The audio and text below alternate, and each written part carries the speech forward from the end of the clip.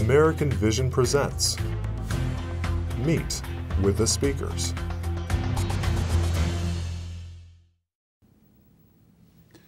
The History of the Conservative Movement is a 15-part video series by Dr. Gary North, produced by American Vision.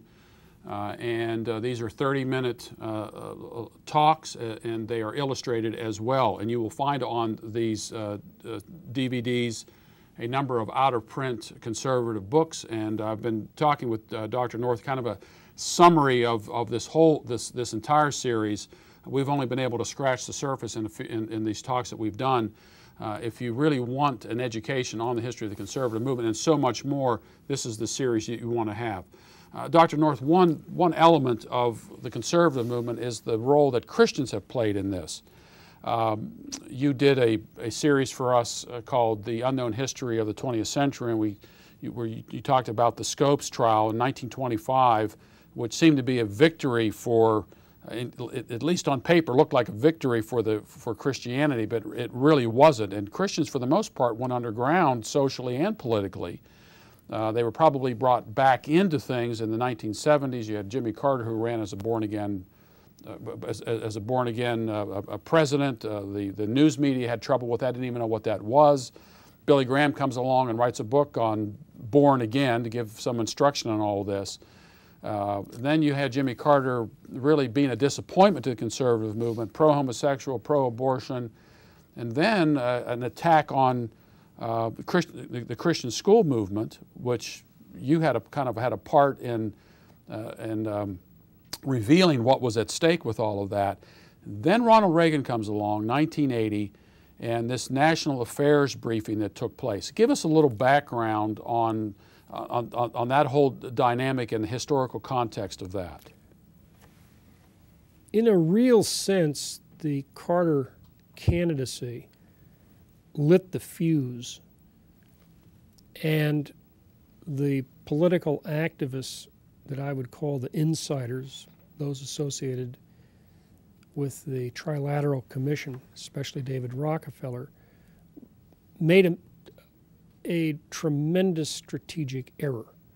They believed the country was ready for a perceived outsider, which was clearly Carter.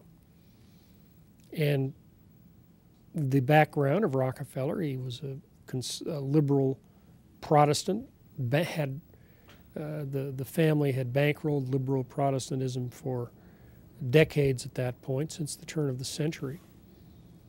And he wanted to get Christians back into political action, but he wanted them to support somebody of the establishment, and that was Carter. And they did get out and vote. It was never clear that that was the deciding factor. I don't think really that it was in Carter's candidacy, but it was perceived as such. In 1980, there was a recession. There'd been the crisis in Iran.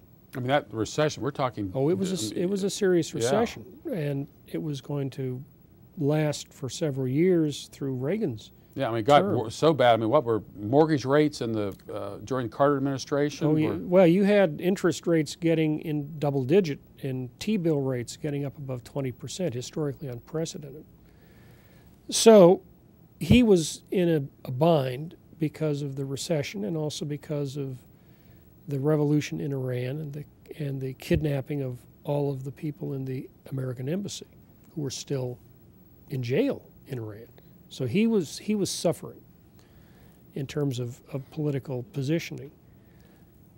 So a group of individuals, mainly a fellow named Ed McAteer, but there were some others, Howard Phillips was another, decided to mobilize or attempt to mobilize pastors and conservative Protestants, along with conservative Catholics, into a more self-consciously Christian political, I would guess you would call it special interest group, but at least more consistent in understanding what it was doing and why it was doing it, because there had been no self-conscious presentation of a Christian conservative position at that time in 1980. So they called this conference, and they held it in Dallas, and they invited the three candidates, and there were three candidates. We forget the third, John Anderson. third-party run. And only one of them accepted the invitation, and that was Reagan. So on the final night, after about, I think, 4 days of meetings, Reagan appears and speaks at Reunion Arena and draws a very large crowd. Yeah, what was the attendance? I would say that night it filled it, which I would say something in the range of 13,000 people. And you were there? Yes, I was there. I had spoken the previous day, as I remember, in an afternoon session. So this was an event like no other in American political history, and I think like no other in American, what I would call born-again Christian political history. And the astounding thing is all record of it has disappeared. Yeah, I want to make this appeal to the audience out there. There were tapes of this. If anybody has a set of those tapes, we would really like to have them. You cannot write the history of the conservative movement without the tapes, and nobody has the tapes, including the participants. And they're dying off. I had a set and lost them, and I've tried to contact the people I know, and everybody says, well, maybe I got a copy of the one I gave, but I don't have any of the others. So it's a problem of reconstructing what took place, but I was there and I remember what took place, and it was what I would call both ideological, that is mobilizing the troops. It was, that is to say, confessional. Yeah. It was media-oriented. There were lots and lots of television cameras there, and it was, the money behind it was put up generally by businessmen who were Christians who wanted to get the folks out, and much of it was geared to, what do you do? How do you mobilize? How do you run a campaign? How do you mobilize people in a precinct? It was bread and butter stuff, but it was also, why are we doing it? Why are we getting Christianity involved, and so forth? And Reagan was a spectacular hit at that meeting, and that would have been either late August or very early September of '80. And over the next 2 months, he pulled ahead of Carter. It was not perceived at that time that Reagan was a shoo-in, but over the next 2 months it became clear that he was going to win the election. And this surprised the media. He won what? How many? Was it 40? 40? Was it 49 states?